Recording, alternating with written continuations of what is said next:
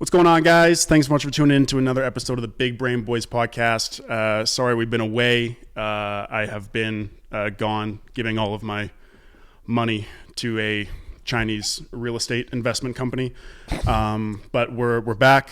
We're going to try to get these done. It might be half Zoom. It might be half Zoom, half in person, depending on like flights and stuff. But we got more guests coming at you. And speaking of that, we have our very first guest of the Big Brain Boys. Very, very, very special guest. Super funny dude. Same hometown as us, Edmonton, Alberta. I wanted to get him on because he's incredibly funny. And also, I think it'd be really, really interesting to talk about a few things stand-up comedy related, because I think it's something that a lot of people in other art forms, whether it be music or screenwriting or acting or even anything else that's maybe, something you want to pursue, that's, high risk. I wanted to get this guy's take on it. So, ladies and gentlemen, without further ado, Will Hannigan. Woo. Hello. Thanks for having me. Clap. You can't. You'll add in a clap track, right? Knowledge. Curiosity for learning. Smartest guy in the room alert. Stupid. My brain is big and smart. What's going on, man? How are you? I'm good. I'm happy to be here because we're in. Can we say where we are? Say the address and the postal. Yeah. And the postal. I don't remember it, but we're in Sherwood Park. Yeah. And when I looked up, when you sent me the address, it's like right by this path here that leads right to Facey. Yeah. And I was laughing because like that's the pathway that I bought oregano in, thinking that it was weed. And then That was your first time ever buying weed? No, it wasn't. It was minus 40 out, and I got clowned so hard for it because I was sick, and I was like, all right, I got to buy some weed from this guy, and I'll say his name, Taylor Schwab. No idea. He's just like this little grease ball. And my friend Aaron, actually, you probably know Aaron Bordado. Yeah. So he was like, "Oh, I know this guy Taylor," and so I like texted him, and he was like, "I was like, I'm going home sick for 3 days, so I want to get some weed." And then so I went into this alleyway, like this right over here. Yeah, it's right down the road. Yeah, and then he gave me some weed, and it looked like just shake. So I just looked at it. I didn't smell it. It was freezing out. And I could see my mom's car waiting for me. You don't have time to Your examine. mom took you to buy the... No. My mom, you got to take me to meet my buddy. Yeah. No, Can we meet at 3? My mom said she's going to be late. Yeah. Can I get an 8th for my mother as well, please? Yeah, she's had a very tough week. Yeah. No, she had no idea. She had I was coming out the front of the school to go to the thing, and she came early, and I saw her Camry pull up, so I had to go back to the back of the school, run around the side, come over to the thing. The guy gave it to me. There was another large man there who met us there, who I believe was the oregano man, because he gave it to Taylor, who gave it to me. The spice man. Yeah. People say white people don't like spices, and this guy loves spices. They need to meet spice fake drug dealers if they think that white people don't like spices, because they're very familiar. Love it. And then he gave it to me, and I gave him like $30 or whatever. And then I had to go run around the back of the school, and then come out front, and then sit with my mom. The whole time I was just like, fuck. Like, it's going to smell. It's going to smell. It's going to stink. And then I got back to the house. She went to run some more errands. I ran over to the bong that I had hidden in the second garage. And I put it in, and I was like, this doesn't smell like weed at all. And I smelled it. I was like, this smells like pizza, in fact.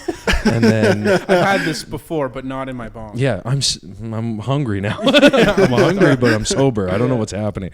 And then it smelled like pizza, and I should have just known right there. But I was like, I smoked it. I smoked probably 4 bowls of it. Because you're like, I'm not going to go through all this effort for nothing. I'm going to see if this gets me high. It's like, I got to be sure. I don't want to blame this man, for work that I don't understand. It could be half-half, right? It might just be kind of what I was thinking. The first one I was like mostly pizza. Second one I was like 100% pizza, and I was like, maybe there's they put a little bit of weed in there. Yeah. Not a single nugget. And how old were you?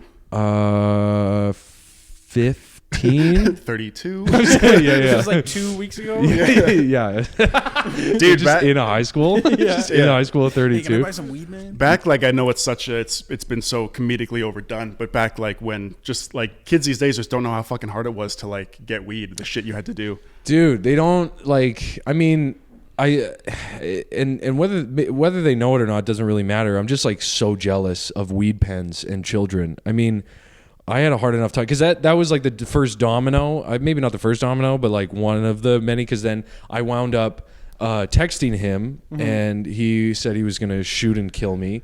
And oh shit! And I was like, very unlikely. And then he, Like, I'll take that chance. and I was like, I'm gonna come to school, but I was sick, so then I couldn't go to school the next day. Yeah. So then he started texting me the next day, being like, "You're a bitch. You're a pussy. You never showed up. Like, You're a I bought the weed coward." 'cause I was sick. Yeah. It's like, I'm sick. I need my medicine. You're a horrible. Once I stop at Shoppers, you're fucking dead. Yeah. Just texting from the passenger seat of my mother's car.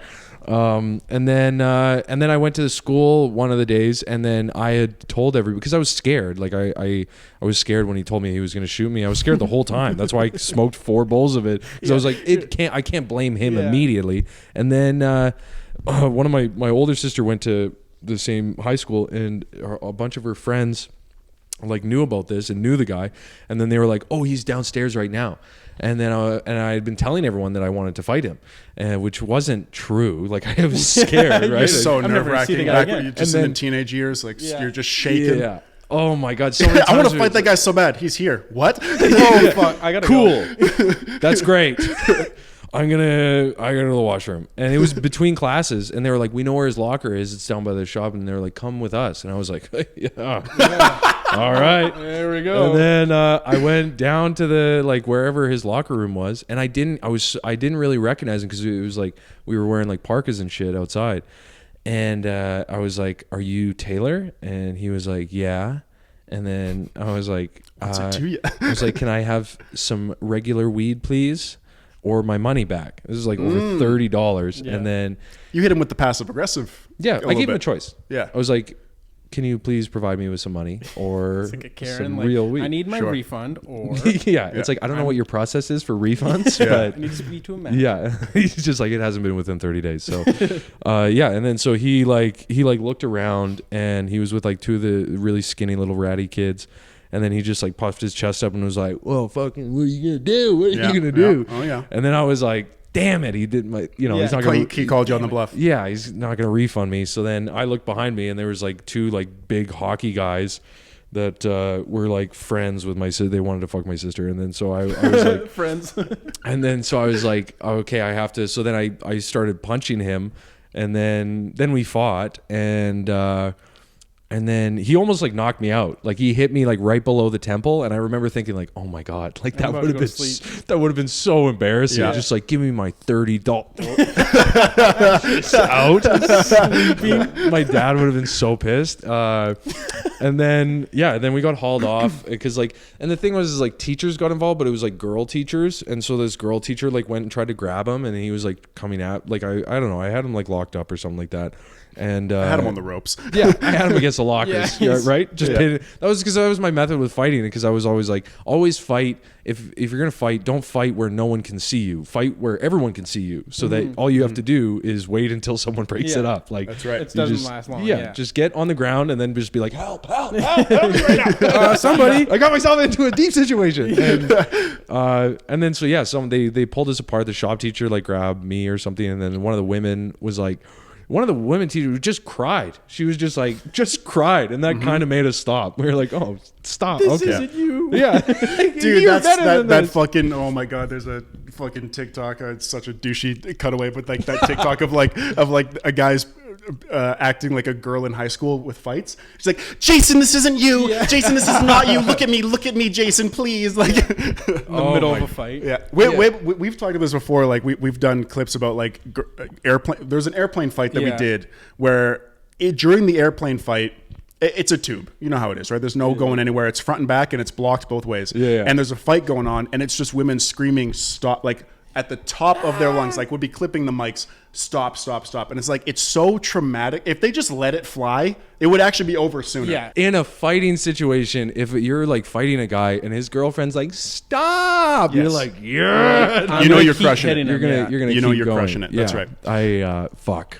damn it. So Walked that right was, into that one. so was that freshman year or was that at Yeah, Sal? that was my 10th grade, and then So did you get kicked out for that? I told everyone I got kicked out, but it was like an agreement amongst my parents, and because my dad and my parents were always like really pro-violent, like not pro-violence, but like they were cool with it. They just thought like you Like, if should someone claps fight. you up, you got to clap back. Yeah, and my dad was always like, whoever hits first usually wins. So he was like, he was always like his solution, like hitting someone was always in the first 3 suggestions that he would make for conflict resolution. Yeah. So it'd be like, okay, we'll talk to your teacher about your mark, and then if that doesn't work, then like maybe study harder, and if that doesn't work, you should probably hit him. Yeah. Like that's kind of like how he would. Blue collar dad. Yes, very. And so There's nothing like a blue collar dad. It's great because I called him and I was like, and the teacher's standing over me, just like this guy, and like, and so I called my dad. And he's like, hello. I'm like, hey, Dad, I just got into a fight at school, and they have me here in the office. And he was like, okay, well,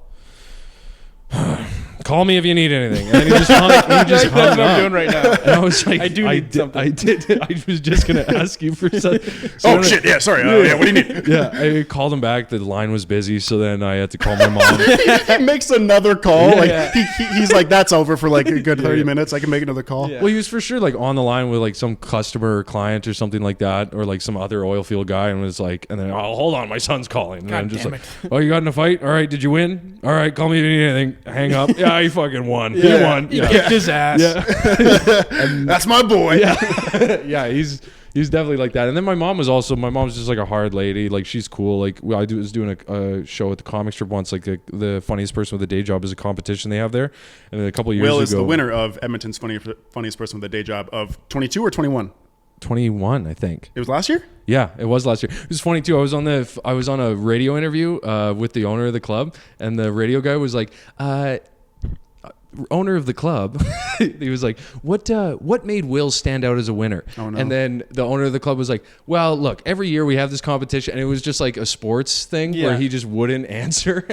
And then he did like a 4-minute answer about the club and what they were trying to do, and the radio guy was like, yeah, but what was it about Will specifically that made He's him like, we're just win? trying to do our best And he day was by like, day. Yeah, you just get out there, We're just just gonna get pucks in deep, and line changes. Everyone plays their role. The judges come out, they do their thing, they drink their wine, and hopefully everyone goes home happy, and that's what we want to see here. They're like, do you know who Will is? Like, have you seen him ever? Yeah. What's Will's last name? And he's like, I love Will. Will's a great guy. He's a good guy. He's good, honest man. He tries his best. Gets out there. Yeah. gets pucks deep. Gets pucks deep. Yeah. Gets pucks deep. He's a dumping change. He's not putting on a lot of numbers up, but he's trying. He's a glue guy. He's Yeah. a glue guy. Yeah, he's a That's locker right. room guy. Great locker room energy. Yeah. First in the showers, last one out. So he's a good guy. So sorry, your mom was at the strip. Oh for yeah, this? she was at the comic strip, and this is like years ago. And there was a table talking beside her, and she told them to be quiet, and they were like a bunch of girls, and they're like, eh. And then she like told them to shut the fuck up, and they're Right. like, meh. And then she threw a candle at them.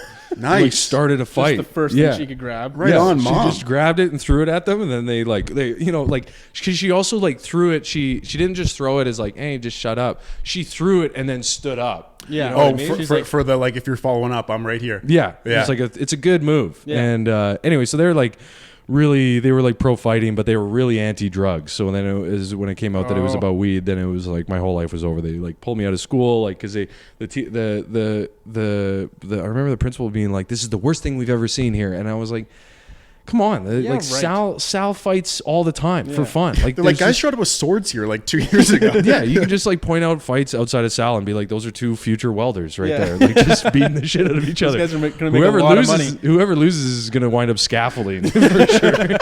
This guy's literally going to do the roof of this school in 10 years. Yeah, every guy who gets knocked out, scaffolder. Yeah, that's what separates the scaffolders from like the fucking electricians. Who just has a glass jaw and who doesn't. So then, they were like, you got to go somewhere else. So then I went to Next Step. I was a Next Step kid. Oh, you were a Next Stepper. Next Step correspondence, Dude. baby. For what? The rest of high school, or just For the rest of the 10th grade, and then they moved me to Edmonton, so I went to Scona for a year or 2 years, and I finished the rest of my high school out in Edmonton, which was a long Wait, drive. so you never went to Sal? Never went to Sal. No, all my boys went to Sal. Everybody, I thought you went to Sal. I was trying to leverage the fight into going to Sal. I was like, I think that's like an application to You'd be a school. shoe-in. Yeah, You get a call from the principal, like, Yeah. you have a lot of promise. We saw your tape, and we love it. We love to have that kind of energy here. We'd like to give you a 2x5. Yeah, we We got can't offer you a lot of money, but we got a lot of drug dealers here that need their heads caved in. We need a couple drug dealers beat up. Yeah, if you because wanna- they're the ones kicking the shit out of everybody. Yeah. So you just be the hallway patrol, just who's selling drugs. we need to know what's the tough guy in hockey called? An Enforcer. An enforcer. Yeah, we need a new enforcer. Yeah, just right. a terrified little enforcer smoking oregano. Don't want to fight at This all. guy smells like. Last thing I remember is he smelled like pizza, and then I'm out. So blue collar dad, tough mom. That's kind of blue collar like Alberta parents though. I mean, that's for American listeners, like it's like Alberta's like Midwest kind of thing. Like like you know like dad, dad'll punch the pizza man for like staying too long, but like God forbid you like smoke a half a roach My God. before you were 30 years old. My dad would see tinted windows on a car and be like, fucking doper. Yeah. Like Yeah. he just hated dope. And then anytime he would smell it, he would go, like he'd do. So anytime I was getting in trouble for having weed at home, because I had weed, I loved weed. The second I found it, I was like, this is everything. My calling. This is, I don't have to be this anymore. I'm just hot. I'm gonna make this my personality forever. Yeah, Like, this is me. 100%. If my parents are cool with it, I would have got a big pot leaf on my shirt. Big pot. I would have dressed in Husky gas station clothes if I was allowed. Dude, I had All one of those those weed pajamas. I had an Adidas shirt. I was in like grade 8. I had an Adidas, like the Adidas with the leaf, but it's an addicted with the weed Adidas leaf. Oh I my got it God. in like the 8th grade, and dude, when I tell you, man, the ass whooping that I took for that. Like my mom did my laundry one time because my mommy did laundry for me, and she found it. She found it, and my mom was like easier, but my dad, did you have the type of dad that like you would just be scared of? Like you're like, this fucking guy's gonna fuck my The life. threat growing up was was like when dad comes home. Wait till your father gets home, and then it was like, okay, I'm sorry, I'll do it. Please don't tell Please him. don't tell my Yeah. father. You start just like cleaning and doing chores. You're like fucking this. I need You're anything. praying. Exactly. You tuck your shirt in. Yeah. Hey guys, hope you're enjoying this episode of the Big Brain Boys. Just a reminder, if you're watching on YouTube and you want to listen offline, we've got Spotify, Apple, everywhere you get your audio podcasts. Go download those. And if you want video, if you're listening on audio right now, hit the YouTube, subscribe it, follow to the social medias at the Big Brain Boys. Hope you enjoy the rest of the episode. Kind of your introduction to stand-up.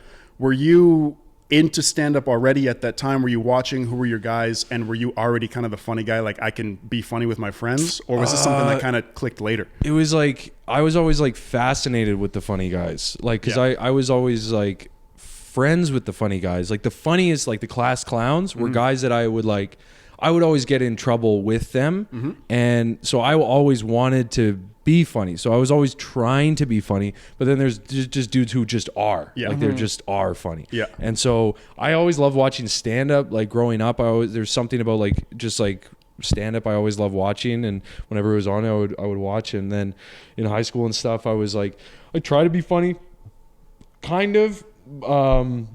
But I was just more fascinated with like the funny people and like how they were funny and why they were funny. And then that wound up helping me later because I sucked so bad when I started, but it made it so that I could learn, you know what I mean? Yeah, it's if anything, I bet the fascination with funny is more important than being funny at the start, because I know so many people, like even Alberta high schools, like just trades people are so fucking funny. I've worked on like sites that are people I'm like, dude, this guy would crush if he knew how to do stand up. Like, Yeah. but If that he could translate it. But that fascination of like learning the science or art of it, whatever you want to say, is probably even more important. Well, yeah, than- there's just like this huge gap between like getting on stage and it's like it's kind of an artistic thing. So you have like theater kids always do really well in like their first like 1 to 2 years of stand up because they know how to be on stage and they know how they're like presenting. But then like the funniest people that I know, if they get on stage, they just like shut down and they get uncomfortable. And then,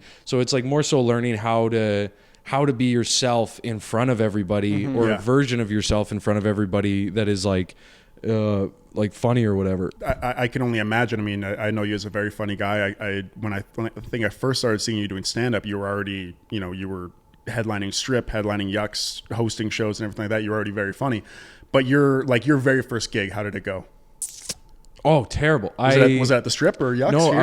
I was going to school in Halifax, and I was always wanted to do stand up, but it was like hard to figure out how. Like I didn't know how, so like I looked up You never really have friends with like stand ups. It's like you can just do, and it's hard to even just know that it's a thing you can find do. the open mic or like Yeah. find how to get on or whatever like that. So I used to go on like the Yucks website and in Halifax, and it said send a clip of you doing stand up and then you can come perform.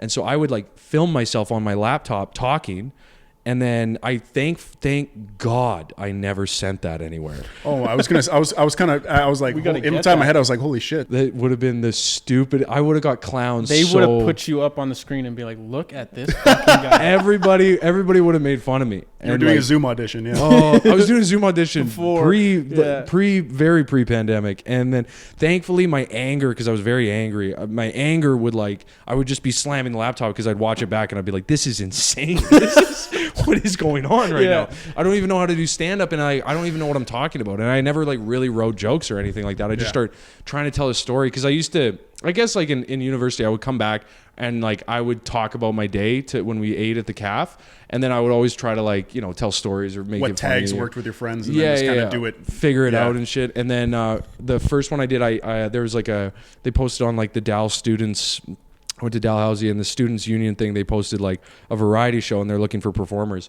So I was like, oh, can I do stand-up comedy? And they were trying to raise $25 for a defibrillator, which they didn't make that much money. Jesus Christ. Yeah, because no one came to the thing. And I brought all my friends, and I was like, because I could never write stuff, and then it was I had to book the show first before I could I was like, oh, now I have to write something. Yeah.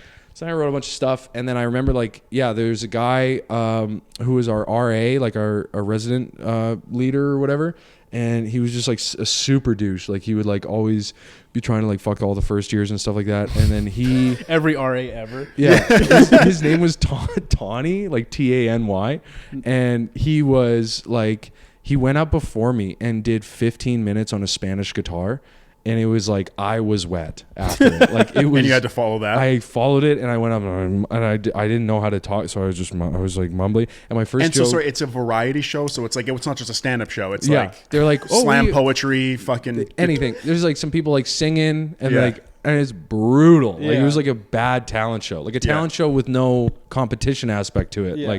So there's and so everyone was bad, and when I was watching everyone be bad, I was perfect. I'm can also be going to be better bad. than- Yeah. And then Tawny went up in this tight white t-shirt and was jacked, and then just ripped flamenco shit for 15 minutes. And then the host went up and was like, "Oh my God!" Oh, that's the worst. She was clearly she's blushing. She's Yeah. "Everybody, a round of applause for."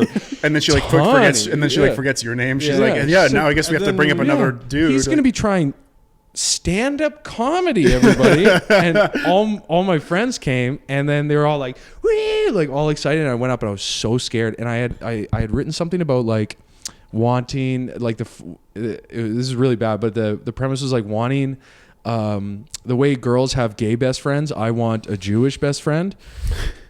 I don't Could be know a good why. bit. I was you could because find an angle I was somewhere there. I don't know any Jews, and I want to know Jews, and it's I don't know anything about Jews, and I don't want to look like an anti-Semite because I don't know any Jews, but I Yeah. want to know Jews, and then I didn't. I mumbled everything, so then all anyone heard was me be Jews. That was the only legible word that anybody heard, and it sucked the air out of the room. And then I got one laugh on a joke, because my friends didn't laugh at everything. They just let me bomb. And then when I got off after, they were all like, "That was terrible." They're like, "That was brutal, man. Yeah, That was so never fucking- do that it was again, man." So bad." Yeah. That's and- crazy that you invited your friends to your first time doing it. That is funny. seems That is fucking to me. wild. Yeah. Because I would never want my friends anywhere near for the first year that I was trying. Well, you're an intelligent man. That's very smart, because I invited my friends out to all my comedy shows. I was so excited to tell everybody that I did stand up. So you were boisterous in that sense, because for myself, I didn't to tell someone I was a stand-up was so embarrassing. It was I thought people were gonna be relax. You should be I should have been embarrassed. Yeah. That's the thing is Just didn't it was click for so you? stupid, because I burned everything. I burned if I post about a show, no one that I grew up with cares. Yeah. Everyone's well, whatever, or they already came to I didn't invite all my boys out to come. Oh, you're saying the first impressions you kind of. I bombed. I'd be That's what you mean by you burned by everything. far the worst on every single show. Yeah. Right. And I bring, but I know it happens to And then other and then you're people. "Do you want to come back?" And they're I think we're okay. Actually, I'm busy that night, I think. Yeah, no, it's oh, this text cannot be received by the sender. It's hey, Goes what? green, goes to the green bubble. What did I yeah. say? Was it about the Jews? What, you hate Jews too? Yeah, yeah. It's are you? Yeah. So I invited my friends because I was kind of glad I did, because then there was people there, but once I told them about it, they were all really encouraging. They were like, "Oh yeah, you should. You're funny. You should do it. You're funny. You should do it." And then they saw it and they were like, "That was terrible." Yeah. But it was the only thing I ever did that when I finished, I was like, I couldn't, all I could think about was like, how do I get better at this? How do I like figure out how to do this? Yeah. So I bombed. I came back. I came back. That was my first year of university. And then I came back for my second year and I started doing open mics there. And I remember flying from Edmonton to Halifax for my second year. I would have been doing stand-up for like 3 months. And I was like flying to Halifax and I was like, I think I'm going to get on CBC's 22 Minutes. I think I'm going to get on them.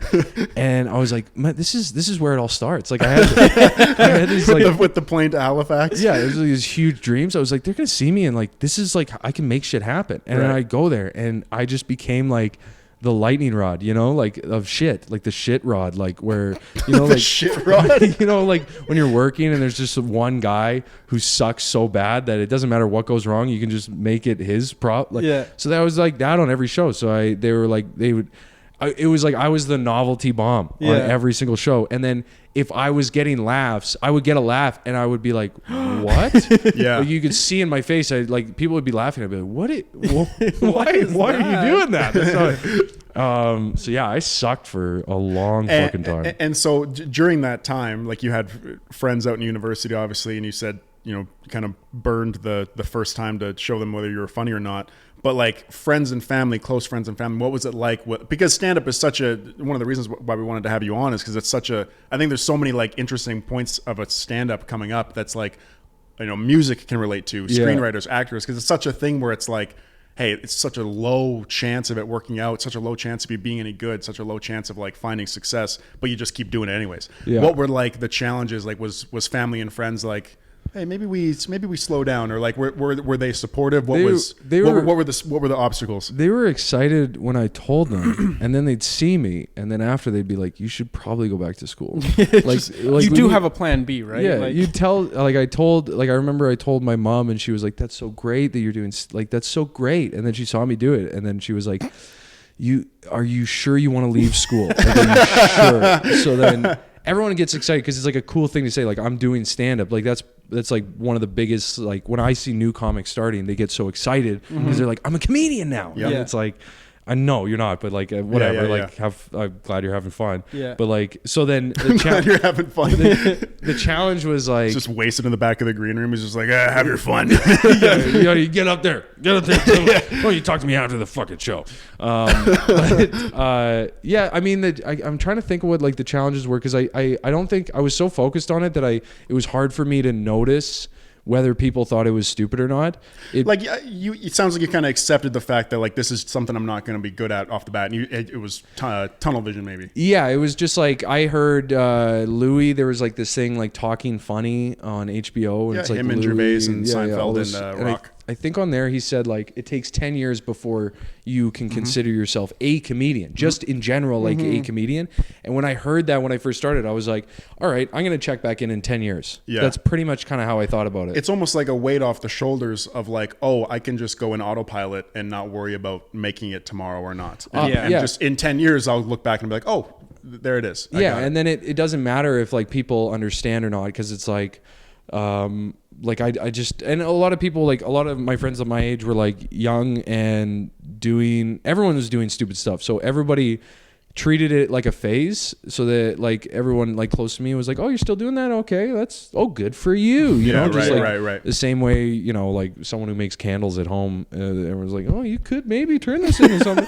Like, and you haven't sold any, but I think they'll start. Yeah, and they smell it. They're like, whoa, what is that? One day, exactly. They're asking questions Keep like, working. What did you put in this? It's just like a unique smell. Where did you get the ingredients for this? It's oregano, actually. That's a pizza flavor.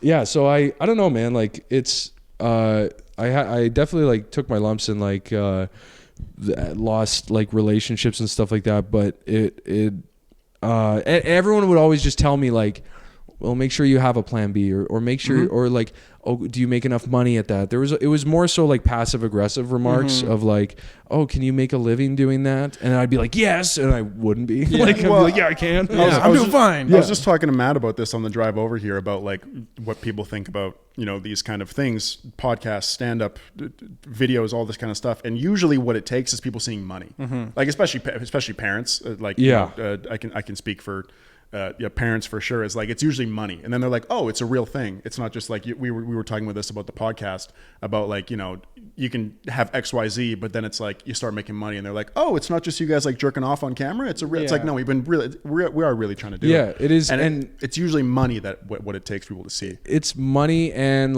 it's scary too. Like the first time my parents came to an open mic, there was a guy who. You brought your parents to an open mic. Yeah, and because I didn't even know what open mics were. Like I didn't even understand the difference between like a club show, a booked show, like a weekly, a bar. There's like all different types of shows that are like sort of like have like a hierarchy of like there's show up, go up, and then there's like you got to be booked on it for this open mic. Like someone saw you at the show up, go up, and then asked you to come on, and then you do well at that one, and maybe you get a guest spot at the club or whatever. There's like a higher. I had no idea. I was like, I'm just pursuing this dream. Like I was so excited about it. And they came, and the first comedian to talk to them started crying about his one-man show and about this like guy. And he actually wound up being he defaced a war memorial and went to prison 3 years later. Fucking hell. Dude, that's the beauty of open mics, the fucking people you see at these things. Yeah. And so my parents were like, that's what my son wants to be, is a man crying on White Ave. Like they judge you on your peers. Yeah, it's fucking crazy. And so once they see money, it's good. But then the money comes like it just turns into gig work, and it's hard because it's sometimes they'll tell you what they think, but a lot of times people won't. They'll just be like they're talking like behind your back about like, oh, he'll grow out of this, or he'll realize that he has to settle down and get like a real job, right? Yeah. He has to do something real, and like that. So that never like really motivated me. I was like, whatever. I kind of looked at it as like, I'm either gonna like kill myself or do this. So sure, yeah.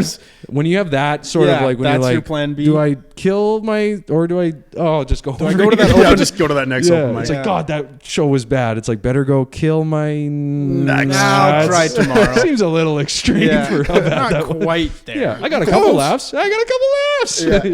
That's so funny. That is the therapy of like of doing comedy. I'll say it's therapeutic. It's not therapy. I always get like stingy about this, because when I hear like comics talk, because I'll watch someone go out, because I also like I like everyone doing stand up, and I used to hate hobbyists or hate people that did it part time, or hate the people that didn't respect it, or what. Now I don't care. Now I'm like, everybody should come and try it, right?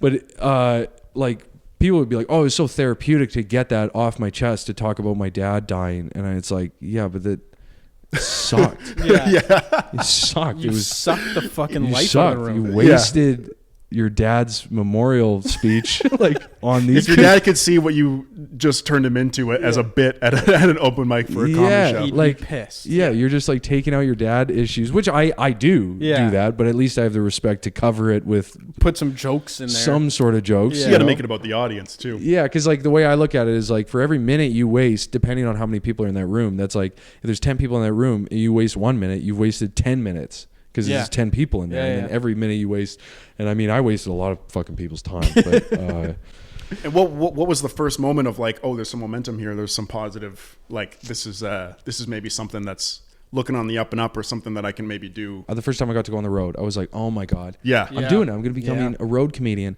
And then people found out who I was going on the road with, and he's like a guy who's like punched women and fucking like punched.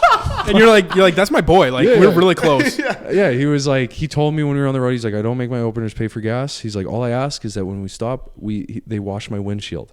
And I was like, okay, fucking hell, seems fair. Yeah, that's so all right. I was like, that's growing up, I was trade. like, I'm not gonna pay gas. I was like, you always like help people, and I was like, this makes sense. And he was like, do you know so and so? And I was like, yeah. He's like, do you know that you notice he doesn't really open for me? And I was like, yes. And I had no fucking. It's like, how would I know that? And he was like, that's because one time we went to fill up the car, and he just sat in the car. He didn't wash the windshield. Oh no. And so anyways, so like some fucking weirdos in this thing, man. Like every time, and that's the beautiful thing about like comedy, is like every time that you think like, oh man, this is it, this is real, this is happening, something happens right after that to make it look so stupid. So I'm like, I get to do the Just for Laughs festival. This is so great. And then I show up to the show and I'm like, oh, this is an open mic. Like this you know, or like you meet an exec and you're like, this is a fucking exec, and then he's like, you mind if I jack off in front of you? And you're like, oh my god, man, that's all Jesus, I'm surprised you're so old and you can still shoot cum that far. That's actually really impressive. I'm more impressed by your prostate than what you can do for my career. So it's a lot of stuff like that. So then I'm trying to so first road gig was like pretty big. That was super exciting. Bombed my fucking ass off because you need the right amount of delusion to ignore the risk that you're taking. You need there is a screw loose that's required. Like as a content creator, like what was that like starting, and like when did that go from like, or did it ever go from like, well, it's just something I'm interested in doing to like this is something I'm interested in like pursuing? Oh well, I've known Patsy, and I've known Patsy for, you know, how long have we known each other? 10 years. 10 years, I'd say. And you know, so he's been around for when I was like making I was making Vines. Like I would be making Vines. I mean, obviously it's Vine, right? It's nothing serious, but like I was making Vines every day, like sketches, still like doing sketches, real character, like not just like, you know, filming myself taking diarrhea or something, but like actual shit. And then Vine went away, and I would be like, you know, this is what 2014, 15 or something, right after high school, 10 years ago, and then you know, and it didn't hit, and I would be making videos like every day, every other day, and posting them on Instagram and getting like, dude, I remember getting like 13 likes on a video or something like that, and just like people, dude, and I would go to like family dinners with like my girlfriend at the time, like her family dinner, and you know, and them being like, what do you, dude, I remember there was this one, sorry to go off on that story, but I think it's funny. Tell it. There's we were at a big family circle dinner, and like they got older brothers and older guy cousins and stuff, so it's all in there, and they're all like tradesmen, working guys and stuff like this. And I remember like I was sitting at one end of the table, and they were asking like, it's a funny story. They were like asking like each guy by guy like what's new in their life, and one of them's like, I got a promotion at work. I'm up to the you know, whatever, J-man. I got like this promotion at work. I just graduated from school. One of them like got flown out to California for like work for like some crazy degree, and like this, and it kept getting better and better. It was like the opposite of like those Russian dolls where it gets smaller. Actually, then it ends up like that, and it got and it's like grandparents, and it's parents and aunties and uncles, and then it got around someone to at the end's getting sucked off right there, just like exactly. Life is awesome. And I remember literally in my head, my girlfriend at the time was beside me, and I remember in my head being like, I should lie, I should not say what I'm like doing, I should just lie. And then but she would be like, what? I was gonna be like, I'm an astronaut. I'm a fucking astronaut. Just been hired by NASA. It's crazy. Lifetime contract. Your one-up character just comes out and you start chewing gum. Well, everyone's like, actually, how much time do you have? And I remember being like, I should fucking boldface lie right now. And then it came around to me, and I was like, I do comedy and videos and stuff, and just like the bottom of the room, like and just like the grannies and like the old like uncles and stuff were just like plates, forks dropped on the plate, ding, ding, ding, and just like, get the fuck out of the house. Like, how long do you plan on dating, or like kind of shit? And you just got to keep, and then you're like, all right, I guess I'll keep. You're like, everyone's looking at me, and then you look at them, and they're all looking at your girlfriend, just like, what the fuck have you done? Exactly. I remember, dude, that just many of those, and because it's not, no one sees it. Kind of the same thing, like. When you get money, they start to believe it. When you get money, or when they're miserable. Twinkle in the eye. Yeah. My cousin is an engineer, and she worked so hard in school, and then like was always very driven. And then when I told her I was doing comedy, because when everyone's like checking, I learned on the road once to never tell anyone you do stand up, because it just turns into a like. They just start talking to you, and they're like, just tell me a joke, just lie, tell you a joke, or like whatever the fuck. And so I told her, I was like, well, I'm trying to do stand-up comedy, and she like grabbed me and she was like, do it. She was like, do it. Let me live through do you. It. Do me your passion. She's like, I thought I was doing the right thing and I wasn't. I was like, what the fuck? Okay. She's like, as long as you have food in your belly, you'll be fine. And I'm like, okay, all right, 100%. I'll listen to you. Yep. And yeah, I didn't see any positive momentum until earlier this year, because it wasn't. I had 3 TikTok accounts banned. Like, I would make sketches. Like, it took me so long to get on TikTok because I didn't want to. I was like, I had that, like, I was like, fucking. I didn't want to like put my sketch beside like fucking Charlie D'Amelio doing like a dance or something. I was like, that's not me. So then it took so long to even get on TikTok, and then like I got 3 accounts banned. I'm on my 4th. And then when I made the One Up guy, it blew up, and it's been years of just like actually doing it, and people being like, just putting shit out onto the internet just for it to like. And same thing, like you said, people being like, oh, you're still doing that, like you're still, and they always say little. They always say little. They are you still doing your little videos? And I'm just like, you motherfucker. That's only okay if they don't speak English as their first language. Yeah. If they speak English as their first language, if the Uber driver says it, it's all good. Yeah. Because whatever it is, you could be like, I'm building this like building, and they're like, oh, that little building over there is little now, but big one day. But if it's like English is the first language, they're like, oh, you're doing your little sketches. It's like, shut the fuck. Like, exactly. Yeah, but it's good to English as a second language. Everything is just in size. They're like, oh, you speak little English? Yes, little English. Big English. I'm big English. Big English, me. Yeah. No, man. So it's like, I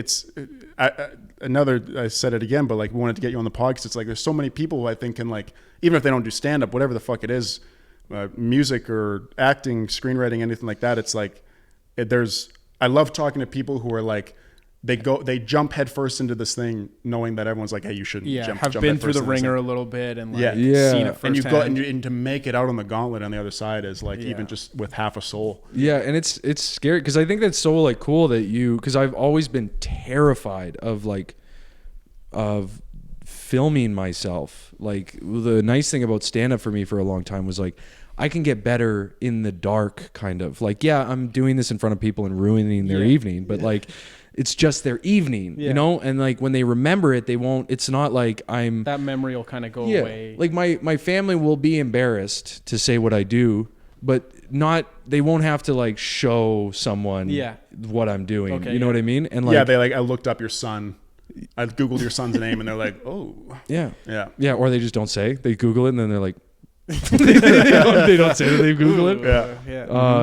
And so I think that's like so cool that you've like done videos for so long and like kept at it, because like I think you do need a level of denial where you have to, even if you understand that there's consequences or it could fail or whatever, you have to like really pretend that doesn't exist and just like cut that part of your brain off, because like the fear of doing stuff is what stops people from doing it.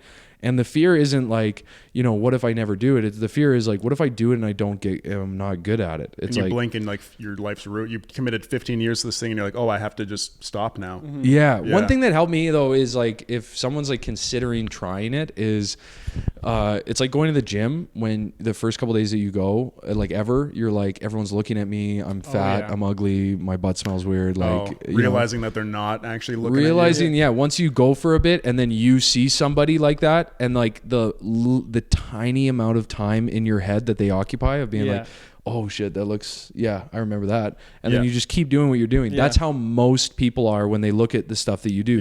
They don't care. They don't care at all. Even your like family and stuff don't think about you that much. Which is 100% sad. Like sad realization, but even especially like a dad will purposely block it out. He'll be like, oh, that's my son. That's what my son's doing. My dad will like, I'll be talking to him and I can tell when he stops listening, because which is like in seconds, because like I can tell when he lies, and because I'll ask and I'll be like, oh, I think I have to do that, and he'll be like, oh yeah, you gotta do that. I'll be like, oh, have you ever done that before? And he'll go, yes. There's like this half second where you ask him if he's done something, and he's just like, yes.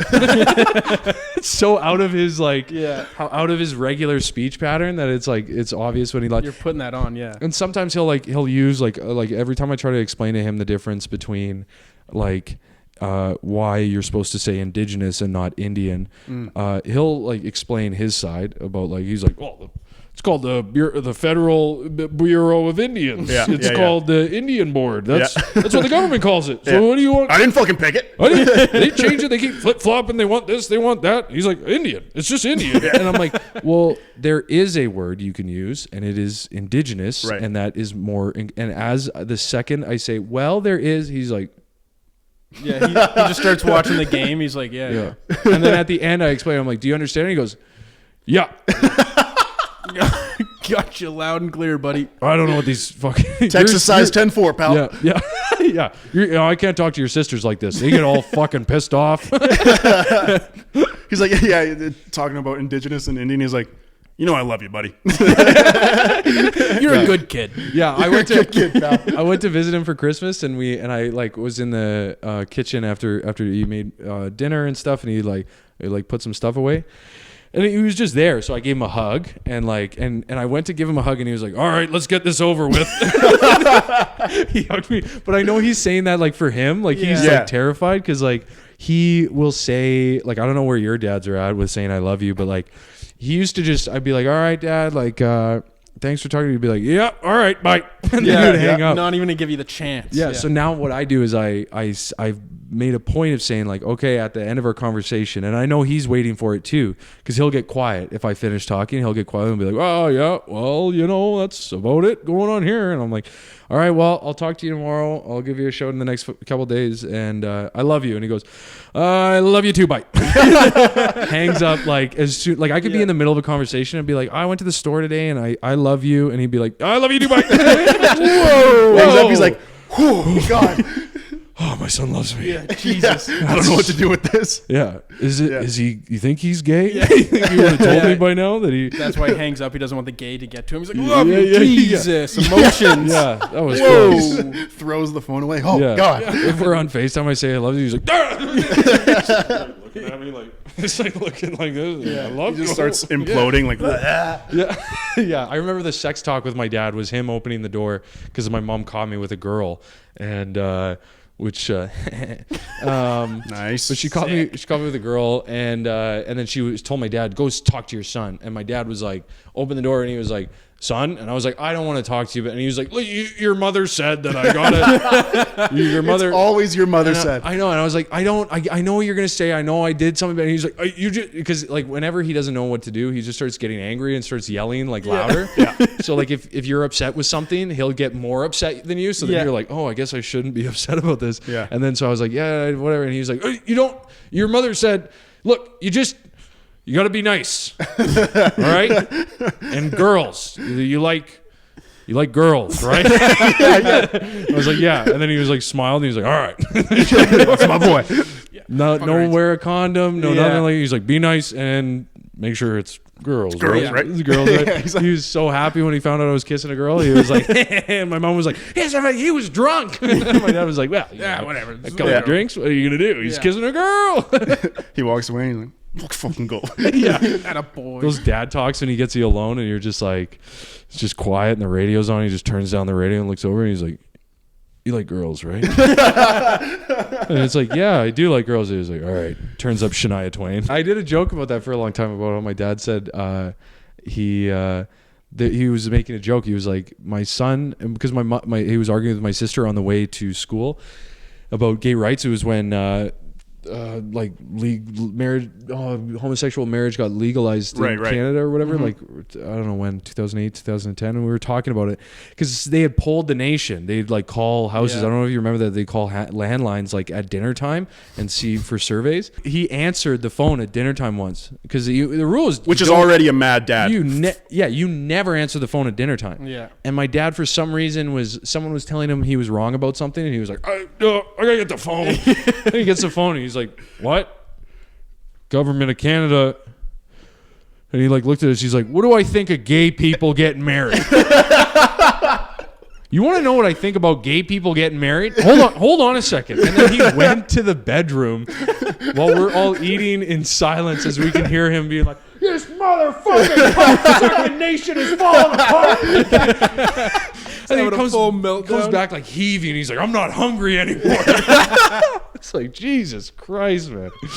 Dude, blue collar dads, man, they're fucking amazing. It's so funny. They're just characters, man. And it's like you watch them when it's your dad. It's like you don't agree with, like, I don't argue. I don't press my dad on anything now. Like Yeah. I used to be like, Dad, why don't like what? And now I just let him fly. I let him. He's like what's the toys where you wind it up and then let it spin and it just goes up. Yeah. I do like that now. Like I'll like poke him and tease him a bit. I'll be like, Dad, you know, there's fucking 32 genders, and he's like, God fucking damn it, like I'll just see him like having a really good time, and I'll be like, how can I fuck this up for him? Like, and I just, Someone's gonna snap out. It's either gonna be me or him. Might as Right. well make it him. I told my dad this weekend that if he didn't, he like hates unions. And so I told him I was going to vote for the NDP. He was just like, yeah, that's right. Because I was like, unions aren't all bad. And he was like, they're horrible. And I was like, if you don't admit that unions are a little bit good, I'm going to vote for the NDP. And he's like, God, fucking son of a, like he just gets All the so, gears are just turned. He's like, I don't know what the fuck to do. He's like, I didn't think you'd put me up against the wall like this. yeah, rock in a hard place, motherfucker. Dude, I would love to see my dad like on Twitter, like when they were like Facebook, when it's like those like things where it's like fucking retweet if you're not gay. Yeah, I would yeah. love to see my dad Yeah. get put in a hole like that. That would be fun. It would be fun to watch like my dad get, or like a dad just get angry and then have to type out a tweet with an index finger. Like just like, I do not think, you know. Yeah. Usually when I'm at my dad's place, it's just my dad and me. And it's kind of just like, I got to figure out how to like talk to him about stuff and like kind of sort of try to lead in the right direction and like bail out of certain conversations. But my great uncle was there. So it was like two old dudes versus like, so then they started talking about like the LGBTQ stuff, and And they always call it LGBTQ or some Yeah, shit. yeah. They know what it's called, but yeah, they all purposely- that stuff, whatever Yeah. they got going They know what the on. fuck all it's the called. letters. all that stuff. And I love gay people. I know every gay guy I met. Hey, good to meet you. You know, your sister has lots of gay friends, and I said, fuck, that's great as long as it's not you. As long as it's not you, as long as it's them. Yeah. And he was like, your grandfather, my father, he loved parades. Loved parades. Klondike days, Canada Day, loved parades. Anytime there's a parade, he was there. He just loved, the floats, something about the parades. So he goes to San Francisco with my mother, your grandmother.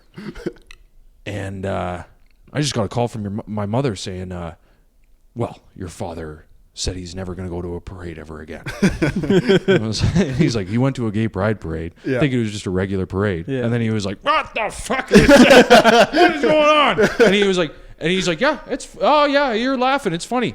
Ruin parades for him. You ever think about that? He could never go to a parade. I was like, well, why did And he's telling you the story as if you're going to be like, no fucking way. Like, they took parades away. First Like, parade, it's like what's next? Yeah, it's like as if it's a right. And I was like, why did does that stop him from going to parades? Yeah. Like he went to the gay pride parade. Also- why wouldn't you go to a different Yeah. parade? Yeah. And he was like, well, he wouldn't go because he wasn't sure if that shit would start breaking out. also, it's funny because like pretty much all parades are pretty fucking gay. Yeah. Like, and even if it's a whatever You parade, have to throw candy like this. yeah, it's pretty. They're all pretty gay. Like Yeah. they're all. Hey, and I love gay people. That's why they're fun. Yeah, That's they're why fucking parades gay. are fun. It's But 'cause they're most all parades kinda are gay. really gay. Yeah, it's so funny to be watching just a parade and be like, oh, this is nice, and then one guy pulls his dick out, and you're like, now it's gay. Now it's Yeah, gay. it's fucking gay. That's fucking bullshit. Yeah. Thanks a lot. Dude, old school dads want to do gay shit up until it's gay. You know what I'm saying? Like they want to listen to like girl music and they like drink like fruity drinks until it's like a gay thing to do, or like parades. They're like, Yeah. dude, I fucking love pom-poms and shit and singing. But then it's like pulls his dick out and it's like, now it's fucking gay. It's like, it was gay for a while. Yeah, it was always my dad would always like listen to Shania Twain and be singing, "Man, I feel like a woman," and then we'd pull up to a light, and then it would be like, he'd look over and it was a guy in another car. He'd just shut it off, Yeah, exactly. And and then you hit the green light again, and it's like, like just right right. back into it. That's amazing. Just getting back to the comedy side of it, do you have like a worst bomb or like a worst heckle that's ever happened besides, just starting out? Like some go completely sideways. There's one, because I was thinking about that because you sent me some of the questions and I was like trying to think of the worst bombs, and like every time I think that there's a worst bomb that I could have, another one happens.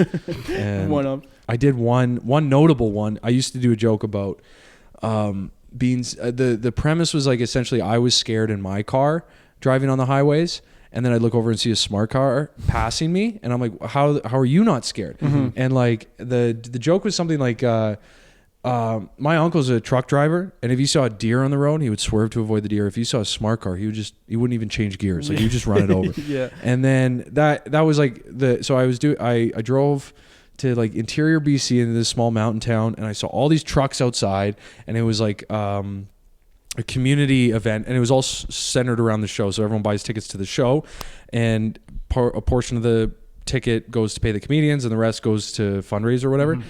And so I was opening for this comic, Lisa Baker, and we drove separately. So I show up there, and then I go up. It's like everyone's excited. They're like clapping. I'm like, all the indications that this is going to be great. Yeah. And then so I go up, and I do that as my first joke because I'm like, all these trucks are out here. I can get it's going to get something at least. Mm-hmm. I'll be able to survive, and I have to do 30. So I do it as my first joke, and it's like I talk about the semi truck running over the smart car, and it just silences the room. And I was like, okay. And then I went into the next joke. Nothing. So it was like, after that joke, it was 27 minutes I did to like a full room, mm-hmm. and they started chatting and like turning away and like, and I was like, I don't know what the fuck and then so I got off, and the headliner was like, the fuck is wrong? Like, because they only hear you bombing. That's it. Yeah. They only hear the crowd not laughing. Yeah. And this is Lisa? Yeah. And her and I are good friends now. Yeah, she's very funny. And then I'm like sticking around. I know, and I'm like just feeling horrendous because it was like a well-paying gig for me at the time. And I'm standing by the bar, and I'm trying to order something, and the bartender like won't even look at me.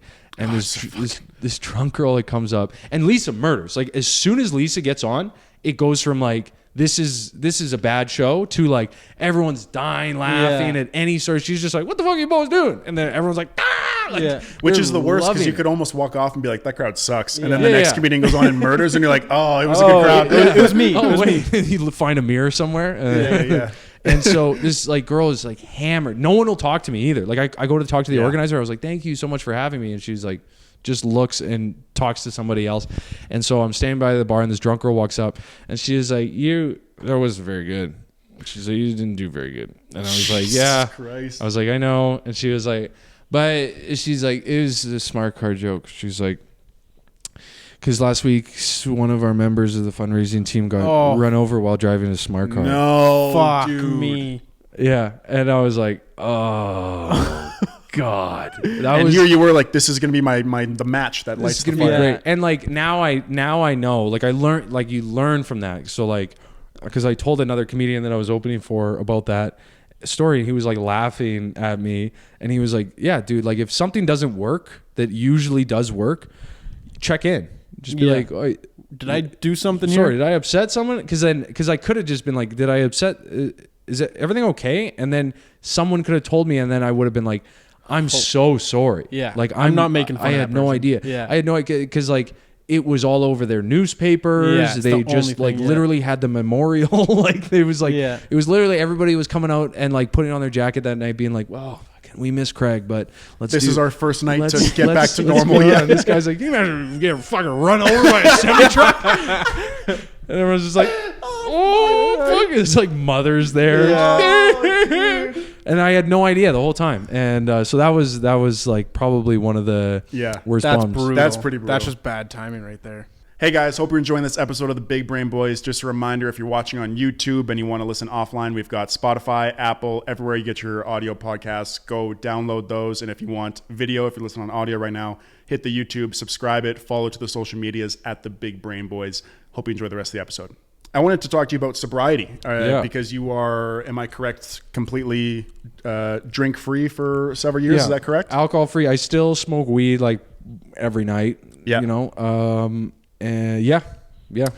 So was there a specific moment when it was like, oh, this is when I gotta stop drinking, or was it a big period of time where you were like, I need to start escaping from this, or was it's like I knew I had a problem, and then I knew I would be like, I'll stop at one point, but I never wanted to stop. I was like, I don't want to be that guy that can't drink. Like that guy sucks. Like I know guys like that, and I don't like them. But that was because I was drinking all the time.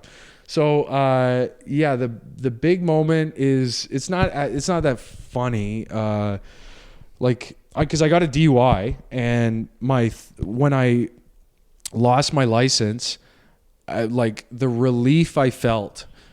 I was like, oh, I don't have to drink and drive anymore. That's great. Like that was like my first thought. So then, and I kept drinking for a year, and then my life just got worse and worse and worse and worse. And I tried to quit. So I got into doing and I'm always like kind of grateful for it in a weird way. I started doing like hard drugs as a way to keep drinking. So I'd drink until I was like, I'm too fucked up right now. And I go to the bathroom, and then I'd be like, I'm back. I can drink again. And I just kept doing that and doing that and doing that. And it was like a gas pedal for all my problems. Like everything, like money problems got worse. Like relationship problems got worse. Like just like health got worse. Like everything got worse. And I was living, everything was bad. So the roommate I was living with, one of my best friends was he left. Well, we kind of kicked him out. There was some he had cut himself really bad, and I was just with a lot of people that were really sick, and I was, for a long time I was they're way more fucked up than I am. And then eventually all those people kind of moved away or got out of my life, and then it was just me and my problem. And people around me, Lisa Baker was one night we were at a party, she was begging me to quit drinking, because everyone has really that, it's they don't tell you really until you're you have the problem. You find out everybody has somebody that is either died, dying, will die, or from addiction issues, and then it comes out when they watch you do it or whatever. And so I tried to quit a couple times. I would be because I was I just can't do cocaine. I just can't do that. And then so I'd stop, I'd get a job, and I'd work for weeks, and it was so hard. I was fighting. Every day was this fight to not drink and do drugs. Yeah. And I always felt I can never do this. How am I supposed to live the rest of my life sober if this is what it's like? Because I wasn't getting any help or anything. I was I can do this. I can just stop. Yeah. And then at the end of the 3 weeks, I would have a glass of wine, and I'd be I'm a guy. I can just have a glass of wine. Yeah, right. Have a glass of wine, and then next night just drink and do drugs for 18 hours straight. Yeah. Immediately right back, way worse than it was before. And so I tried breaking up with the first time I went to a meeting, I was I'm either gonna go to an AA meeting, or I'm because my family was asking me to go into a facility, and that they would help pay for it, or help me at least organize it or something like that. And I was no, I can't, I don't want to go to a facility, because I was so scared that, because I had tried to quit on my own so many times, that I was I'm going to go, the money's going to get spent, and then I'm going to come out and I'm going to get right back into it. I kind of knew that. So I was I got to kind of figure out how to do this on my own, but at least get help on my own. But I was deciding, I remember I was sitting with my girlfriend, and I was I was having this fight in my head, because I was I want a beer. I just want to order a beer. But I knew that if I had one, I was going to have a second one, and then I was going to have a third one. Yeah. And then I was going to, since I started, I was going to keep going. Yeah. And so I was going to go buy some drugs, and then I was going to go party again. And for a long time, that would excite me. I'd be this is going to be fun. This is going to be exciting. Or oh, I had a couple drinks. Now time to have fun. Yeah. And then, but this was the time where I was I felt so helpless. I was there's no way for me to avoid this. I can't just have a drink, or else this is all going to happen. So I was trying to break up with her at lunch, And really like with half-assed, like I was like, I just don't think we should be together and stuff, because I was like, she's like an angel, and I was like, I'm gonna die. Like I already know I'm gonna die, and I'm gonna kind of kill myself through this. So you have to get away. Like you're just pushing away. I was trying to say that without saying that, and because I knew if I said that, she would be like, "No, I'll be here forever," and then I'd be like, "No," like because it's inevitable. I'm gonna kill myself doing this. So I was trying to break up with her, but I was like, we just, we don't see each other enough or whatever. She was like, well, she just kind of was like, this is stupid. Like you're just like don't give up on this because of some problems. Like we don't see each other enough. Let's see each other more. And then I was like, okay, fine. And then I was like, okay, well, I can't break up with her then. I can't break up with her. So now I have to go to this meeting. And I had meeting apps on my phone where I'd like look like for like a whole year when I was like drinking and doing drugs, I would like look and see where the meetings were. And I'd be like, tomorrow I'm going to go. And I just never wake up in time or never go or just never have the, and then, so I left that lunch and I was like, I'm going to this meeting. Cause those are the only two options I have, was like either break up with her or go to this meeting, and I can't break up with her. So now I have to go to this meeting. And I was like walking to the meeting, and this is like kind of corny, but like I'm walking there, and the wind is at my face, like it's like cold, it's rainy, it's like that when your ear starts aching, and I go to the church where I think it's at, and it's actually 4 blocks ahead. And so I get there already late to the first church where I thought it was. And and at the time, if I was late, I'm not going. You turn around. It's like if there's plans you don't want to go to. I was the type of person that was like, I'll just not show up. Like looking for any reason. Just, any little hurdle would. I'm out of gas. Sorry, can't. But for some reason, I kept going. I was like whatever, just go. And I went to the next church, and I was 5 minutes late, and I sat down, and then I thought it was going to be really sad, and like a bunch of people being like my life sucks. And there's parts of it that were like that, but when I got in there, everyone was like really happy and smiling. And my first thought was like, you fucking pussies don't know what it's real like, what the trenches are like. You guys, what the trenches you have no fucking clue what it is. And you guys never had a beer at the edge of a fucking cliff ready to fucking jump. Yeah, you don't know. Fucking know. Yeah, I'm gonna kill myself with liquor. It's just so intense and dramatic. And then I sat down, and it was a birthday meeting. So the meetings are usually they start with they're structured where they do readings, and they make announcements for anybody who's new to the group. They acknowledge new members and stuff, and then they'll do a reading from the big book, which is the book of the 12 steps, and they'll do a reading from there and one of the steps or one of the traditions, and then you kind of just talk about that. So one of the steps, for example, step 1 is admitted you're powerless over alcohol. That's first step. So they'll read that step, and then they'll read an excerpt from the chapter, and then they'll be like, what does that mean to you? And that's how the shares start going. So they kind of go clockwise or whatever. Yeah. That's usually how it works. And I didn't know that at the time, but this one was special because it was a birthday. So your sober date is considered your sober birthday. So if it's the first day you didn't have a drink was June 15th, the first year after that, so there's 2 people whose sober birthday it was, and it was June 24th. And so it was their time.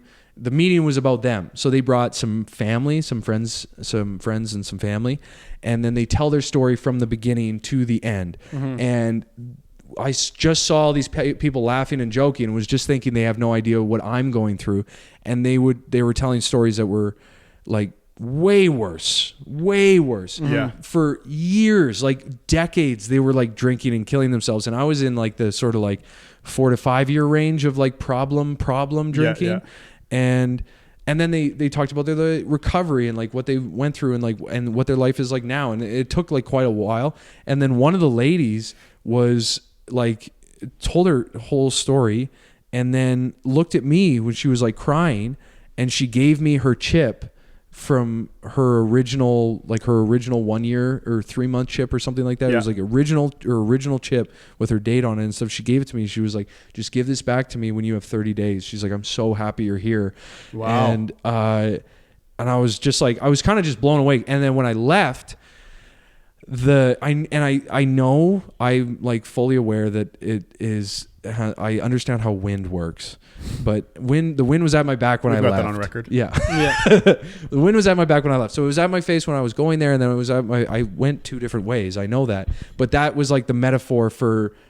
Momentum's in the right direction now. Yeah, like I felt like for like up until that point in my life, I felt like everything, like drinking and just life in general, was like I was trying to fight like this river coming at me, and I was trying to kind of hold my ground. Yeah, that's how I felt. Everything was happening to me, and it's me trying to deal with it or whatever. You and yeah, and then that day I just let go and just gave into it. I didn't have any like cynicism or like I was critical, but I was like not. I just bought in because I was like, I don't have another option, so I have to buy into everything that they're saying here. Yeah. And once I did, it's like this river that I was fighting. I just let it take me, and it's taken me to be like wonderful places. Yeah. So yeah, it's not that funny, but no, it's real, very though. Interesting. Yeah, I could vomit listening to it. Yeah. That's kind of an incredible metaphor about the wind, and it's funny how like little things like that happen. That like I'm not religious or spiritual or anything like that, but it's like there are certain moments in life where you're like, dude, this has got to be like a sign. Like I don't know if it's from a dude in the clouds. I don't know if it's from the whatever power, but it's like there's got to be a little bit of like okay, you were going against the wind and now you're going with the wind, and that's got to mean something. You know what I'm saying? It's like, and it's like when you start making choices for yourself, not about yourself but for yourself, things get better. They just kind of do. It's like because after I made that choice, it's like my health, obviously, like the lack of drugs and alcohol like helps you, obviously, but then I had more money. I had when I first quit drinking, I got my check. I got a check from work, and I had like $600, and I never had $600 that I had to not send to somebody that I owed already. Sure, yeah, or pay off a tab, or just like immediately not have it. So I mean, I was still kind of crazy. So I just like I was like, I don't know what to do with this money. So I just bartered. Six Flags or something. I wish. I just by himself. Yeah, that's incredible. I just bartered with high school kids over basketball shoes on Facebook Marketplace for like 3 months. That's like, a man who has his freedom. I was like in a war every day, like just like give me these goddamn Jordans. Yeah, exactly. It's like I know I'm not paying $200. And I'm not good at basketball. Like I can't dribble and run at the same time. Like I'm so bad, but I was like, I have to get these fucking Hardens. They're so sick. Yeah, they're so. I gotta get them down and whatever. So I still had like issues or whatever, but it's still an issue. Yeah, you're like you're. My life just got like a lot better, but it's not like that for everybody. It's like. There's a lot of people that I know that like just drink and just can drink, and it's like I like that. I like watching people drink. I fucking love it. Well, and there's nothing worse than the sober guy who, when you drink in front of, they're like, "I bet you need that, don't you?" And it's like, "Oh my god, like come on, like I know, but yes, I do." Yeah, exactly. And they like make you. They're like, "No, I don't need that to have fun." And you're just like, "Oh shit, dude." Mark Anthony, Mark Anthony Synagoga? Yep.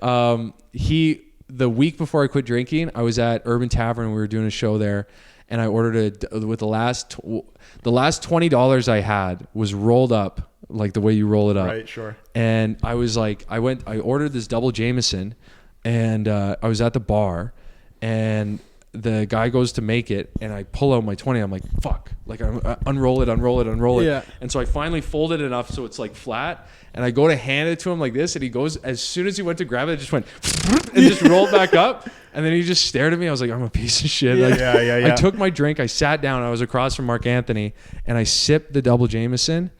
And I didn't even hear myself make the sound, but he was like, dude, you shouldn't make that sound when you drink a double whiskey. And I was like, what? He was like, you just went, oh God.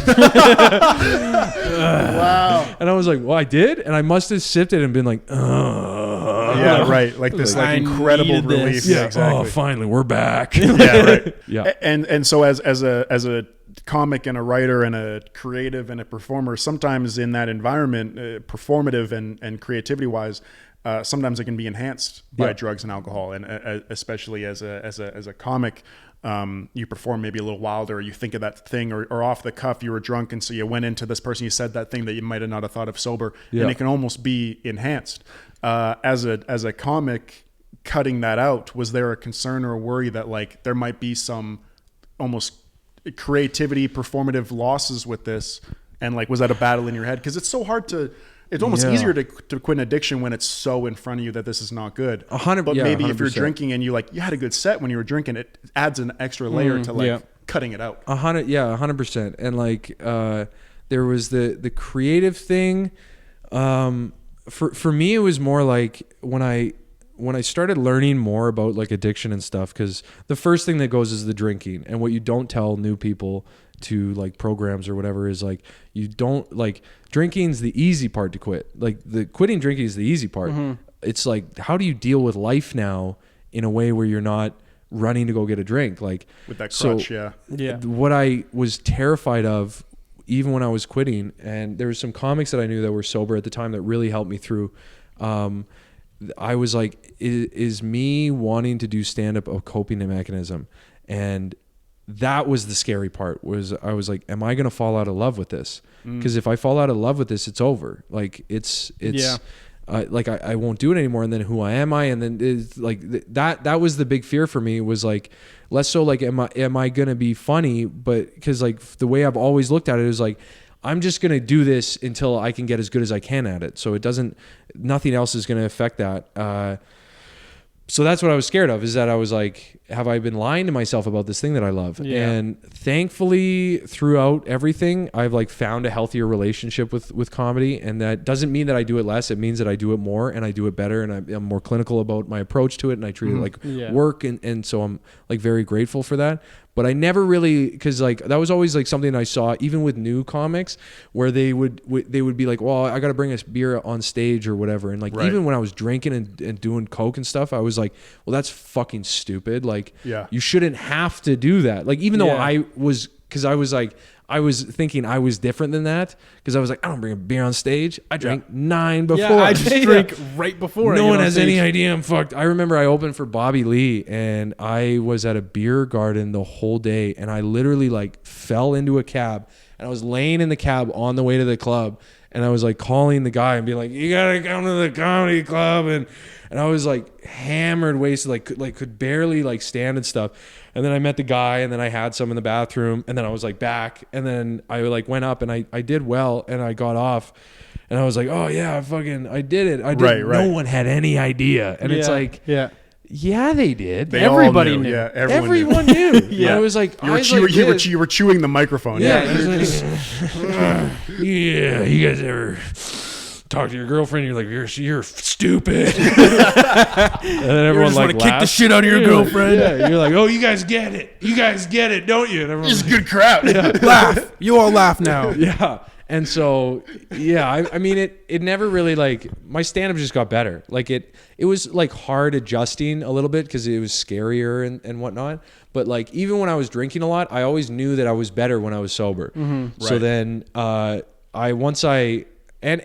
made it a point that when I quit, like I remember I had a little baggie in my pocket in the first meeting I went to, that I was saving for the open mic that I was going to host on Wednesday. Because I was like, that was the mic that I get a bar tab at. So I get $75 and I get a bar tab and I drink the fuck out of that thing. Right. And it's supposed to be a tab for you to give shots out to people. And I would drink the whole, I would drink Right. $75 worth of like staff price liquor. Yeah. Like $75 Yep. of staff price Oh, liquor yeah. is like a decent amount of booze. So I had that in my pocket. So even at the meeting, I was like, this is great. I'm going to do this. And I was like, but on Wednesday, I'm going to have to finish this or whatever. And because that's what I would do. I would like I would drink until I was too fucked up to like really talk. And then I would do drugs. And then I would walk to the open mic listening to like Bulls on Parade, like by Rage Against the Machine, being like, yeah, Bulls on Parade. Like, here we fucking go. Like getting fucking amped up, like coming out of a locker room on like walking onto a field. And I get up in front of like 7 comedians and 1 like drunk audience member, and with all that energy, and just bomb my ass off. And so but then that Wednesday I wound up just like not doing it. And then so it was important for me that I kept doing as soon as I quit, I couldn't like I knew I would relapse if I took a break from stand up Yeah. and then tried to get healthy and then came back to it. I knew I would relapse right away. So I was like, I just got to jump into the deep end. You had here. to separate the two in your head. You had to separate Yeah. the stand up and the booze. Yeah, and just be like, okay, you're getting clean. You're not missing a fucking day. You're not going to miss a show. You're not going Right. to miss a Yeah. mic. You're not missing a thing, or Yeah. else you'll have nothing. So then eventually I just that muscle got really strong. So now when I have a hard time is when I'm in social groups, when there's not like a bar, stand up, like I don't even care, like wherever I am, if I'm getting offered drinks, I'm like, I don't care, I gotta do stand, like I have, like I have kind of a job to do. If I go to a party or something like that, I'm like I go to the bathroom, like as much as I did when I did coke, I go to the bathroom just to be like, okay, Get away from it all. here, come back and Looking then in the mirror like you can do it. Yeah. And then I come back out and I just watch people drink. Because I get annoyed when people don't drink fast enough. That's what bothers me. When someone's standing with a drink and they're talking, You're like, you don't know how lucky you are. I literally can't listen to the story. I'm like, if someone's like talking and they're holding a pint and it's like, there's this much in it. Right. The whole time I'm like, finish it, finish it, finish it. Neck that fucking thing right now. Finish it. So. That's funny.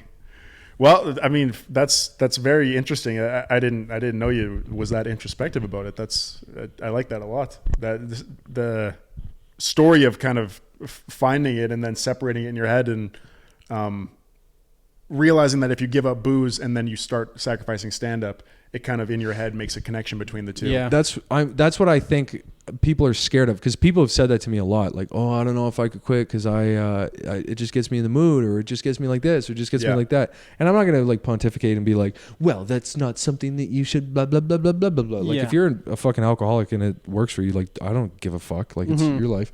But whenever a comic has said that to me, I'm like, you're just scared that you don't actually love this. You're just scared. Because I was, so I know that you're just scared that it's not about this, that you're doing this to avoid getting better. Yeah, because it's easier to do this coping mechanism. It's easier to drink. It's easier to do stand up. That's why I'm like particular about like comedy is therapy, where it's like it's therapeutic, just like weed is, just like a drink can be, just like anything can be, but it's not therapy. Yeah. And so I always just see it as like fear. If someone's like, I will be less creative, it's like, no, you're going to quit. Yeah, You'll you quit won't do it stand up anymore. Yeah. and get a job. And you've been talking for the last 7 years, drinking beers on stage, being like, people who have jobs are fucking idiots. Yeah. And it's Right. You put that It's down. a lot scarier to get on stage bone sober every time and like face your fears. Yeah. Truly. Do you love it? Like, Yeah. Because I love it. Yeah. You got to find out. Yeah. Hey guys, hope you're enjoying this episode of the Big Brain Boys. Just a reminder, if you're watching on YouTube and you want to listen offline, we've got Spotify, Apple, everywhere you get your audio podcasts. Go download those. And if you want video, if you're listening on audio right now, hit the YouTube, subscribe it, follow to the social medias at the Big Brain Boys. Hope you enjoy the rest of the episode. So this, we give super shitty advice. Lived with this girl at uni last year, ended up being one of my best mates and had a massive thing for her, but nothing ever happened between us. Stupid. Sorry. Dumb. You're dumb. Come to this year at uni, we're living in different places but at the same uni. Seen her a few times in clubs and out around the city. It was always flirty between us. Cut a long story short, she came back to my house for afters and we ended up doing some bits. A week or two later, we slept with each other. What do you mean bits? Bits are like, I think it's Coke or M, one of the two. Oh, okay. Okay. Nice. I think this guy's Aussie. And none of it, Aussies always like, they're like, dude, like the way they call shelving and pingers and everything like that. They like put MDMA up their ass. They're all meth heads too, because Coke is too expensive. So they're $300 a gram in Australia. So she's an addict, a meth addicted person. Seen her a few times in clubs. So come to uni. Nothing ever happened between us. Cut of this year at uni. We're living in different places. Seen her a few times at clubs. Always flirty. Cut a long story short, she came back to my house for afters and we ended up doing some bits. A week or two later, we slept with each other. None of it felt casual. In fact, quite the opposite. Maybe that's me being optimistic. We're still talking on and off, but nothing too major, so don't really know how to proceed. Really like her and all, but don't want to ruin a good friendship by asking her if it was casual / telling her I actually like her. How should things go? You're asking me? Sorry, extra detail. It's also more complicated because it's within a friend group, so it's all been DL. So he had a thing for a girl. They fucked after a long time of him really, really liking her, and they fucked. And she's not really talking to him back right now. What should he do? How should he tell her that he likes her? Just tell her. Just be a fucking man. Tell her, and and then when she shuts you down and says she doesn't feel the same way, just Cry. pretend she doesn't exist and just don't ever look at her in the eyes again and move. Yeah. They're in the same friend group though. They're all the same friends. Find new friends. Yeah, I think just find out where she lives, park outside her house, watch her through the windows, and then It's kind of like we were saying earlier. You have to commit. yeah, start If you acting really like her. like her, show how much you like her. Call her a lot, leave her voicemails, text her crazy Yeah. things. I'm gonna kill myself. If Show her that you love her. if she declines, that doesn't mean a no. Yeah, That- it never. that The means you have first to no. keep- The first no never means no. Yeah. Do you agree with that? I say commit. Do and you go agree all with in. that? Just be her boyfriend without setting that as a contract. Just, Tell just do people everything a boyfriend would do, and then until she gets a real one, and then Right. Yeah, or And then- she actually becomes. yeah, You guys actually until start she gets the hint. Yeah. Do girl stuff at her. Do girl stuff by dropping hints. Yeah. and then Right. she'll pick that up. Oh, okay. So I actually I say commit. Don't pussyfoot it, because if you go like, hey, I know we were like friends and stuff, and I know we kind of like hooked up. I'm just wondering, like, I kind of like you. I think that's a recipe for disaster. I think you have to throw rocks at her window. Yeah, just Oh. go up and be like, it's our 1 month anniversary, and she's like, what? And be like, I love you so much, and just really throw it for a You're loop. crazy when you say stuff like that. Yeah, you're crazy when you don't remember who I am. I'll pick you up tomorrow. I'll pick you up tomorrow. Yeah, just always leave the car running. Yeah. Always never turn that car off. Yeah, Always keep it running. And clear and simple communication about how you feel towards someone is never Overrated. Never the way that's to go. stupid. Yeah. Why would you do that? Ugh. Why do you want this a solution? No, you want to continue to feel the anxiety so your body produces adrenaline so that every time you think about her, you feel Fight or anxiety, you have adrenaline. Yeah. And that's very similar to the meth that you fucking Aussies put in your body. Yeah, exactly. There you go. You're welcome. I seen Ari Shaffir just do this. Thoughts on people who open mouth tongue kiss their dogs? Acceptable or not? Do both of you do it? I mean, no. Like, what do you mean open mouth tongue kiss? Like, Have you seen people do that with their dogs? let a dog lick the inside of your mouth? Yeah. Fuck no. I let a dog lick my face, not the inside of my mouth. Will? I think it's okay. Not that I don't do it. But you think it's acceptable? Sure. I think speaking to a dog as though it's going to like understand your sentence makes as much sense as open mouth kissing it. Fuck off, dude. Yeah, that's crazy. I just do. Being like, fuck who's outta the here." best little boy? Who's the best little boy? Just communicating. Like the dog has no, like the dog would probably like it better if it could just lick the inside of your mouth. Maybe get, Shut up and give me that mouth. yeah, you have some breakfast left over in that mouth. At least that can see it benefit back me there. rather than just someone being like, hey, we are the best one in the whole world, aren't you? If I was a dog, it'd give me anxiety. Yeah, get the fuck away Kiss from me. your dog. Don't talk to your dog. That would be such a funny way to train your dog. You're just like, come here. And then the dog like, just what like the fuck? goes and gets you a beer and you're like, see, I got it pretty fucking. Around all the boys. That would be just like, that'd be Jesus. so funny on internet, like all the videos on the internet where they send the dog to get a beer and he comes back, he's like, good boy, and his friends They're like, Jesus oh my Christ. like, oh shit, we gotta watch the game somewhere Yeah. else. Yeah. This guy freaks us the fuck out. How do blind people know when it's time to stop wiping? How do you know when you're done wiping? If you're blind, who gives a fuck? Like you're You got bigger things to worry about, like stairs. yeah, someone's like, oh, what's that smell? It's like, what do you, where's the stairs? How about that for a question? Where am I? Are we inside or outside right now? I just shit in the laundry basket. You think I'm worried about how dirty my ass is? Yeah, do you think I do my own laundry? Get the fuck out of here. Oh, You should. Just a guy with those blind glasses on. Yeah. Holy fuck. What's that smell? What's that smell? What I don't year know. is it? I don't know. Where am I? How about you answer me that? let's start more broad. Yeah. Let's start there and work backwards. Yeah. Holy fuck. Where are the stairs? What an insulting question to ask a blind person. Yeah. It's like, how do you participate in society so well? Like, did you have struggles? Wait, never mind. How do you know how to wipe your own asshole, you pig? Odds I can start at OnlyFans at 41. Male, female? Female. Probably I'm going to blow up her name right now. probably pretty high. I think odds she can be think the- successful. The Yeah, like, I hardest think part as a 41-year-old starting OnlyFans is going to be figuring out how to sign up for it. Like Working technology, through the login. no Dude, when literacy, they email technology you the wise. confirmation link, and you have to go to email and then click on the confirmation link. Like Yeah. that's a 40-year-old's nightmare. Yeah, you're gonna have to. The hardest part is gonna be picking up the phone to call your kids to Yeah. ask them to show you how to set this Can up. you help mommy start an OnlyFans? Yeah, I have a webcam from don't know how to 2006. No upload one videos to the wants to computer. see your pixelated And dude, pussy. you know she's on an Android too. Yeah, dude. it's like you're gonna have to get a 4K camera to see all the. Yeah. Sorry. Did you hear about? Did you hear about the high school football player who was, I guess, committed to Florida? He was a quarterback, and a video came out of him like shouting the N-word in a rap song, like singing along to a rap song, Yeah, like yeah. shouting the N-word. And he lost. You've heard about this, obviously. No. What? Oh, damn! I thought you would have been all this. So a kid, like 17 or whatever, high school kid, committed to Florida University as a football player. A video came out of him being like, just rapping along to a video and saying the N-word. Lost scholarship, like whatever, banned from the school, everything like that. What do you think about that and white people saying the N-word in rap songs? Where was he gonna go? Florida. He was gonna go to Florida. He'll probably get another scholarship like to Alabama. They'll be like, "We love that shit. Get over here. Yeah. Get over here." Yeah, they're like, we've seen your That's it. tape. Yeah. Why don't you put that on your resume initially? Yeah, exactly. Yeah, they turned him down at first, Yeah. and then he's like, They're a callback. We saw your mixtape, and we love it. We're big fans of that. He's like, do you want to know my vert? They're like, no, it's fine.